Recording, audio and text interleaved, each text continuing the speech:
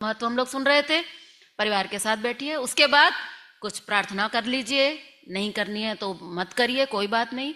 उसके बाद कोई भी एक किताब उठाइए, कोई जरूरी नहीं है कि तब सेवा सुमिरन की ही किताब हो, कोई भी ऐसा ग्रंथ हो, रामचरितमानस उठा लीजिए, या कोई भी ऐसा प्रभु का चरित्र जिसमें दिया हो, प्रभु का स्वभाव जिसमें दिया गया हो, जो हमें वैसा बनने की प्रेरणा दे सके, मनुष्य बनने की प्रेरणा दे सके, ऐसे प्रभु के चरित्रों का कुछ ना कुछ अध्ययन होना चाहिए। हम जब इस साधना से जुड़े तो हम लोगों ने जब तक आश्रम में नहीं आ गए तब तक ये नियम अनवरत रूप से हमने उसका पालन किया। शाम को रोज 20 मिनट 25 मिनट ध्यान करते, उसके बाद प्रार्थना करते, उसके बाद एक एक करके जितनी भी आश्रम की किताबें थी वो किताब खोल लेते, एक जन पढ़ता, बाकी लोग सुनते। ऐसे करते करते आश्रम की जितनी किताबें थी वो सारी हम लोगों ने कई कई बार पढ़ ली। तो क्या हुआ?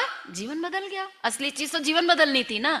और जब हम प्रभु के चरित्रों को सुनेंगे तो आपके अंदर एक ऊर्जा पैदा होगी, आपके अंदर एक पॉजिटिविटी पैदा होगी, जीवन के प्रति जो आपकी निराशाएं बढ़ गई हैं, ये निराशाएं कम होने लग जाएंगी, मन प्रसन्न हो जाएगा, बढ़िया खुल के भूख लगेगी। सत्संग करने के बाद उठिए, आराम से बढ़िया प्रसन्न मन से भोजन ग्रहण करिए, और उसके बाद रात को प्रभु का नाम लेकर चाहे तो कुछ देर ध्यान करके और फिर हम वापस सो जाएं।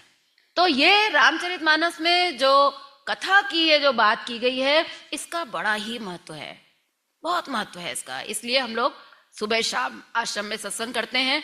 सुबह हम लोग गीता का अध्ययन करते हैं और शाम को रामचरितमानस का पाठ करते हैं। अब तो समय बहुत दिशाहीन हो चुका है। अब तो सोने से पहले हमारे अंदर अगर कुछ जाता है तो वो तो बस एक ही चीज जाती है, सोने से पहले। कितने लोगों से कहते हैं भाई सोने से पहले मत करो, बोले अब दिन भर तो रिलैक्स हुए हैं, अब तो कम से कम करने दो।